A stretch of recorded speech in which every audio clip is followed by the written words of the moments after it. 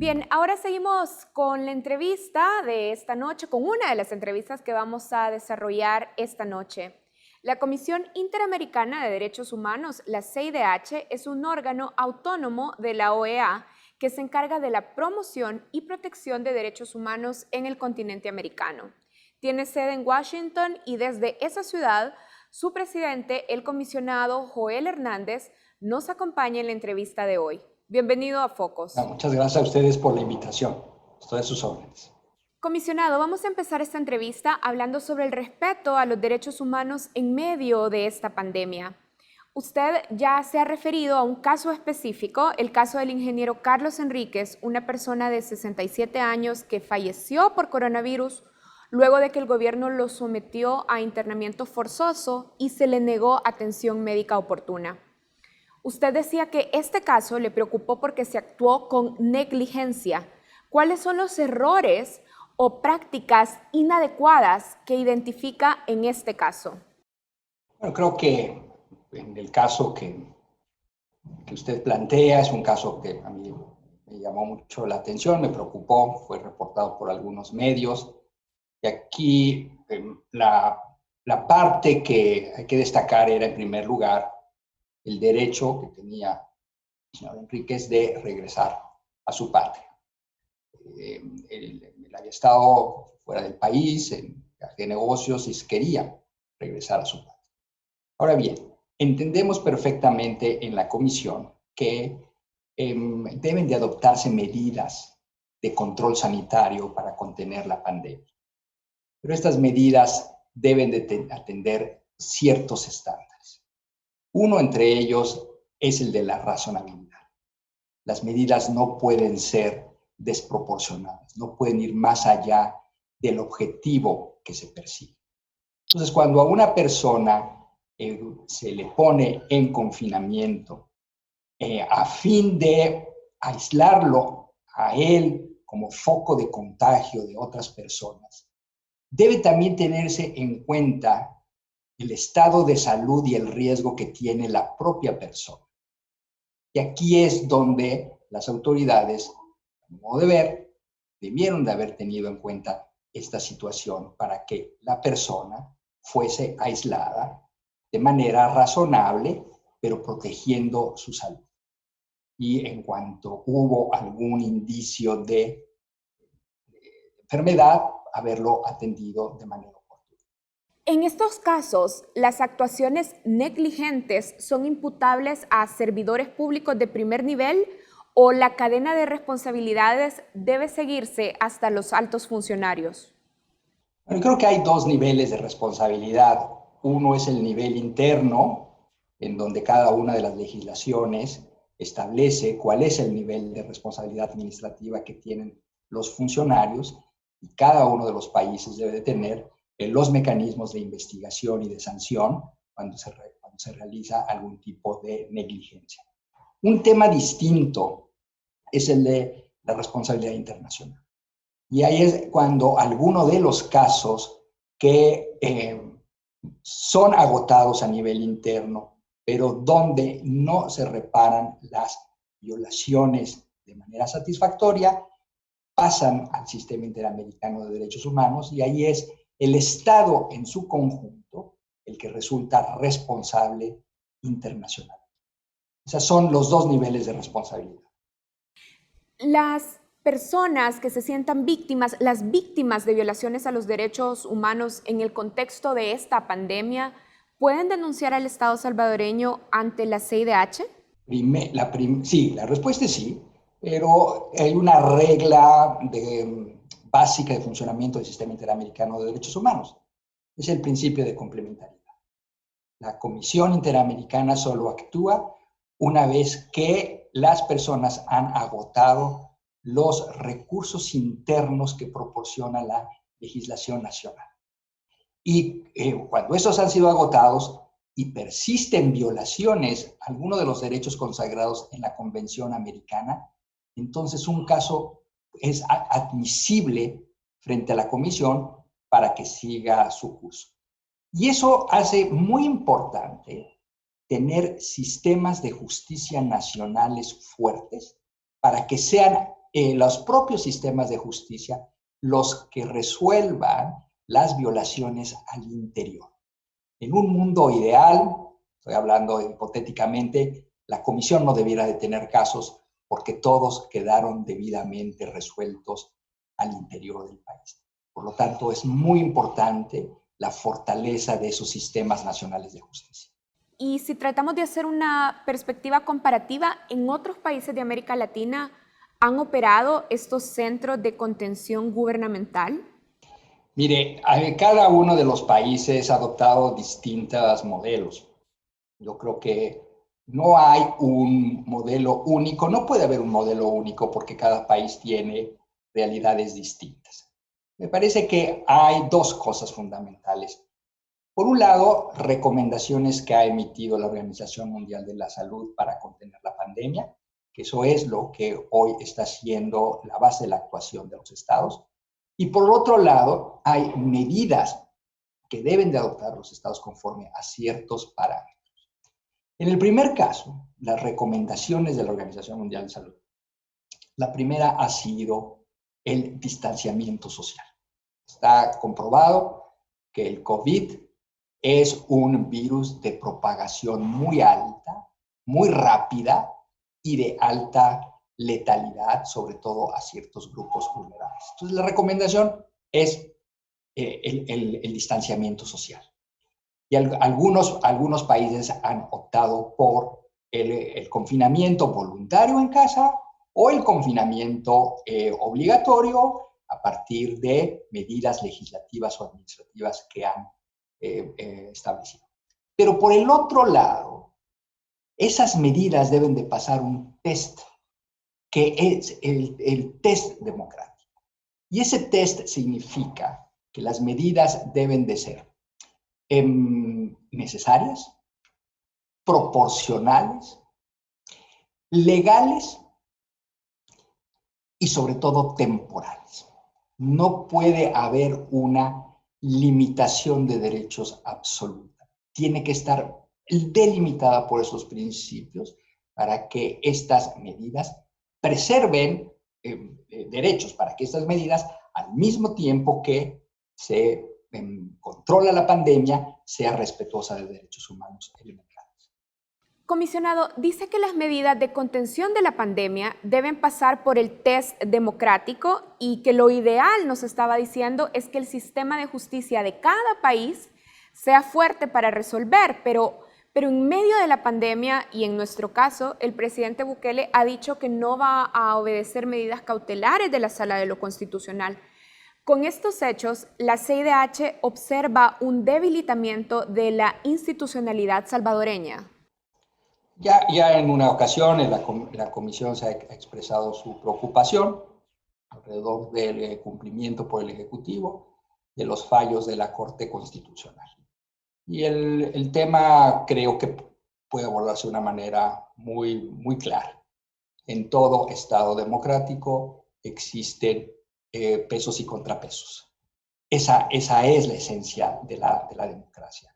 Ningún poder público puede estar por encima de los otros poderes. Y aquí es muy importante para atender una pandemia que se lleve a cabo en el marco de este juego democrático. El Salvador ha avanzado mucho en su democracia, ha avanzado mucho después del conflicto interno y ha consolidado instituciones autónomas e independientes, como la Fiscalía, como el Poder Judicial, la Corte Suprema, en este caso, como una Procuraduría de Defensa de Derechos Humanos. Son cosas que tienen que ser preservadas en El Salvador, porque solamente a partir de esta independencia de poderes y estos controles constitucionales previstos en la Constitución de El Salvador son los que van a permitir que las medidas que se adopten sean respetuosas de derechos humanos. Yo estoy convencido que se puede llevar a cabo un control de la pandemia respetando al mismo tiempo los derechos humanos. A ver, me dijo que la CIDH ya ha expresado su preocupación. ¿De dónde viene esa preocupación? Es decir, ¿qué hechos específicos son los que les preocupan? Bueno, pues pueden revisar nuestra cuenta de de tuit, hicimos un llamamiento a las autoridades de El Salvador a cumplir las medidas ordenadas por la Sala Constitucional en su decisión 148/2020. Esta es un tuit del 16 de abril y tuvo que ver con medidas, con un habeas corpus que había dictado la comisión. Ahí es donde la comisión expresa esta preocupación y hace este llamamiento por el cumplimiento del fallo de la Corte Constitucional. Es decir, la preocupación de la CIDH es que el Ejecutivo no atienda las medidas cautelares de la Sala de lo Constitucional. De ahí viene su preocupación. Correcto, es un caso concreto en el que nos hemos pronunciado. El presidente Bukele rechaza los controles institucionales, estigmatiza a los defensores de los derechos humanos y reniega cuando se le señalan sus visos dictatoriales. ¿Usted identifica que El Salvador está en riesgo de caer en un régimen cada vez más autoritario? Mire, es un tema que yo le dejo a los salvadoreños opinar. A mí lo que me parece fundamental es que en El Salvador cada uno de los poderes públicos pueda realizar su función.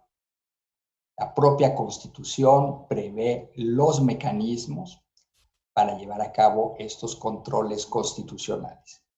Y también la propia Constitución de El Salvador, como la de cualquier otro país, tiene los mecanismos legislativos para poder llevar a cabo procesos de reforma de leyes. Y es al interior de ese juego democrático en donde puede convivir una sociedad con pleno disfrute de derechos humanos. Han sucedido cosas en El Salvador que nos ha preocupado a la Comisión. En febrero expresamos un tuit con preocupación en donde hubo una presencia de militares en el Congreso de la República para solicitar la autorización de un préstamo.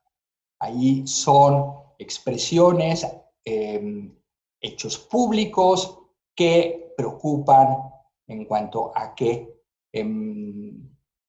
muestran un irrespeto hacia las autoridades.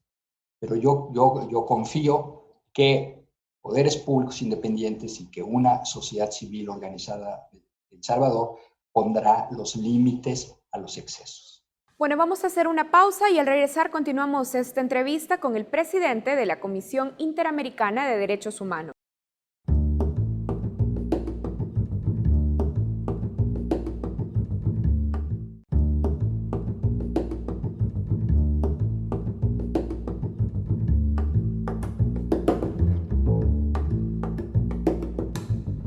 El presidente Nayib Bukele cumplió el pasado 1 de junio un año al frente del gobierno salvadoreño. Esta noche en Focus hemos estado evaluando este año de gobierno y nos hemos concentrado en esta entrevista en hablar sobre derechos humanos. Fundamentalmente hemos hablado sobre la pandemia, pero ahora hablaremos también sobre seguridad pública. Y vamos a continuar esta entrevista con el presidente de la Comisión Interamericana de Derechos Humanos, el comisionado Joel Hernández, que nos acompaña a través de una videollamada desde Washington. La Comisión Interamericana visitó El Salvador en diciembre del 2019 por invitación del Estado salvadoreño a través del gobierno Bukele. Esa visita tuvo el objetivo de observar en terreno la situación de derechos humanos. La CIDH ya tiene un informe preliminar y sobre él vamos a conversar en este segmento de la entrevista. Comisionado, el gobierno del presidente Bukele, como lo estaba mencionando, ha cumplido un año de gobierno ya y ha reportado las cifras más bajas de homicidios en años. Este logro se ha atribuido al Plan Control Territorial, del cual tenemos muy poca información. La CIDH, sin embargo, ha alentado al gobierno a publicar el plan. ¿Por qué es necesario? Es decir, en el discurso del gobierno, la publicación del plan no compromete su efectividad. Hay una obligación de todo gobierno de ser transparente en sus acciones. Luego que hay ciertas materias que conforme a la ley pueden ser materia de reserva por cuestiones de seguridad nacional. Sin embargo, es muy importante también que se conozcan los fundamentos del plan territorial para que autoridades y sociedad civil puedan hacer un control social de las medidas. Es importante también que la ciudadanía conozca cuáles son las acciones que está realizando el gobierno en materia de seguridad. Y eso creemos que puede hacerse a través de una presentación del plan territorial. De lo contrario, cualquier observador se queda con la impresión de que es un plan sin una base sólida. Creo que además una información de las autoridades sobre el plan territorial opera también en beneficio del trabajo que realizan las autoridades. En una sociedad democrática es muy importante ganar la confianza de la ciudadanía. Y en la medida en la que se transparentan las acciones, se gana confianza. La comisión observó que el presupuesto del Ministerio de Defensa aumentó en un 17.9% para 2020 y que también se ha incrementado el reclutamiento militar. ¿Cuáles son los riesgos que identifican en la participación permanente del Ejército en las tareas de seguridad pública? Es un estándar interamericano aceptado por estados en nuestro continente que establece que la participación de las Fuerzas Armadas en tareas de seguridad debe de ser de carácter temporal, bajo un mando civil y bajo un estricto control ciudadano y cívico de esas acciones. Por lo tanto, en El Salvador, donde existe una policía nacional que fue establecida con posterioridad del conflicto interno, tiene un papel fundamental que desempeñar en las tareas de seguridad. Por lo tanto, la participación de las Fuerzas Armadas debe de ser de coadyuvancia y debe ser de carácter temporal. Y es ahí en donde, en un contexto de control, de limitación, de temporalidad, llama la atención que haya un incremento del presupuesto de las Fuerzas Armadas en un país que se encuentra en paz. Sí, pero ¿qué es lo que está en juego si no se cumple este estándar internacional de que la participación del ejército en la seguridad pública debe ser limitada? Juego, y es una experiencia que tiene la Comisión en todo el continente, está en juego de que la tarea de seguridad la realicen Fuerzas Armadas que no tienen como centro de su formación la seguridad ciudadana. Y eso ha dado lugar a los abusos de autoridad, a los excesos y a la violación de derechos humanos. Son las policías civiles las que tienen el mandato, la capacitación, la vocación de proveer la seguridad civil. Y es ahí en donde las autoridades tienen que estar haciendo la inversión de recursos y esfuerzos.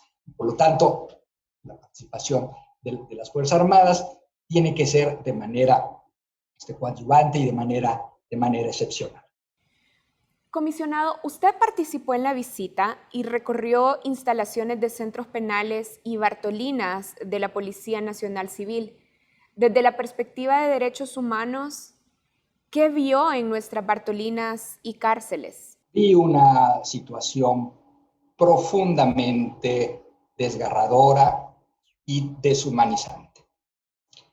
En mi experiencia como comisionado, en mi carácter entonces de relator para personas privadas de libertad, nunca había visto una situación de hacinamiento como la que encontramos, sobre todo en las Bartolinas, porque las Bartolinas, por su naturaleza, por ser centros de detención de la policía transitorias. Las personas pueden ir hacia un penal. El tiempo que pasan ahí en espera de ser trasladadas es muy prolongado y el nivel de hacinamiento es deshumano. Nunca yo había visto una experiencia en donde en un espacio muy reducido, que conforme a la entrevista, las preguntas que en el momento hicimos, a los responsables, son espacios en donde están diseñados para 12, 15 personas, encontramos espacios en donde había 100 personas. No hay lugar en esos espacios para que las personas puedan dormir. Están sentadas una al lado de la otra.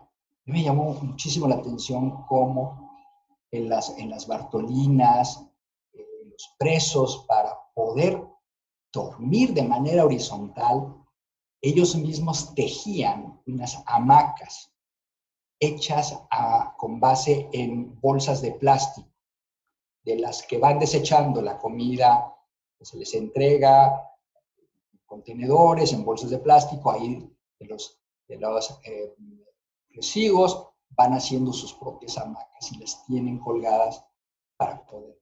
Es totalmente deshumano. Cuando estuvimos también en las prisiones, lo que nos llamó poderosísimamente la atención es la aplicación de medidas de control que originalmente eran medidas extraordinarias y que básicamente se traducen en un aislamiento absoluto de las personas privadas de libertad del resto del mundo exterior, sobre todo de la familia, porque la familia del preso cumple una función social fundamental. En todo nuestro continente, las prisiones carecen de recursos y de medios suficientes para proporcionar alimentación, aspectos básicos para los privados de libertad. Y las familias son un apoyo. La obligación principal es del Estado, pero a falta de recursos, en todas las prisiones del continente la familia ayuda. Y en El Salvador eso es imposible. Están totalmente aislados del mundo exterior y de su contacto. En el informe, la comisión señala que de todas estas personas detenidas, el 25% está siendo procesada. Es decir, hay personas ahí que ni siquiera han sido condenadas. Con estas personas cuya culpabilidad ni siquiera se ha comprobado, el Estado salvadoreño podría estar cometiendo crímenes contra la humanidad al someterlas a estas condiciones. No, la expresión crímenes contra la humanidad tiene una connotación específica, tiene un umbral muy alto. Y lo que a mí me parece es que hay un tratamiento deshumano en las prisiones. Hay un principio fundamental en el derecho internacional de los derechos humanos, que es el de proveer un trato humano a las personas privadas. Y aquí ese principio está totalmente ausente. La CIDH destaca en su informe que de 38,000 personas privadas de libertad, el 65% son jóvenes, entre 18 y 35 años. Es decir, unos 25,000 jóvenes están en prisión. ¿Qué tiene de relevante esta composición demográfica del sistema carcelario salvadoreño? Bueno, es un dato que tiene que llevar a las autoridades a hacer una reflexión sobre la fenomenología criminal y sociológica del conflicto en El Salvador.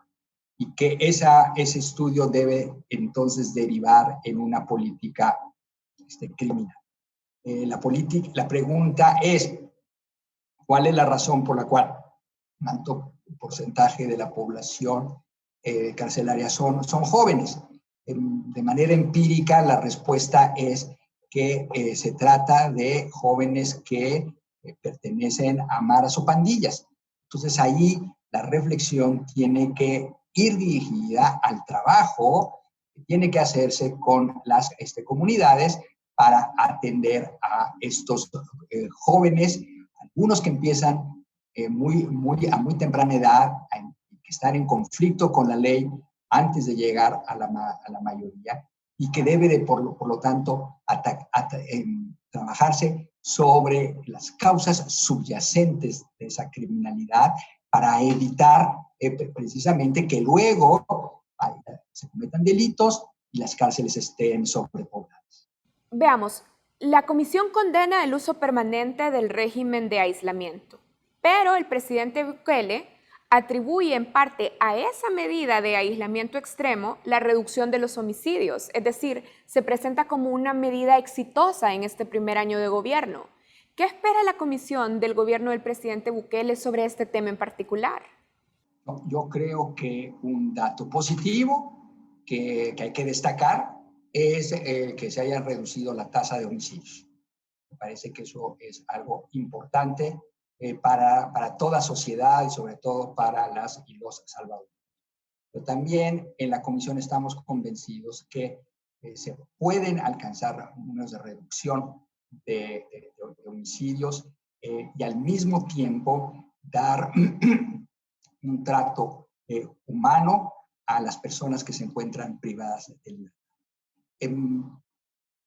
Tal vez esto implica hacer una revisión de las políticas carcelarias con el propósito de que la cárcel sea una medida de último recurso que implica también que las cárceles, el número de personas que se encuentran en proceso, y las personas no condenadas, sean disminuida esa tasa, que a su vez evita el hacinamiento. Y muchas veces también, y esto lo he comprobado en distintas visitas a prisiones, las personas pueden tener un trato humano, pueden tener un contacto con sus familiares y al mismo tiempo mantenerse medidas de seguridad. Que eso entiendo es la motivación de esta política de aislamiento, medidas de seguridad. Esto es posible. Quiere desde luego una mayor inversión de recursos, un mayor número de custodios en una prisión para estar vigilando la salida al aire, a baños de sol, que es un elemento indispensable en toda persona privada de libertad. Entonces, también se requieren mayores recursos económicos para dar ese mejor trato. No están reñidas dos cosas. La seguridad ciudadana por una parte y un trato humano a los privados de libertad por la otra.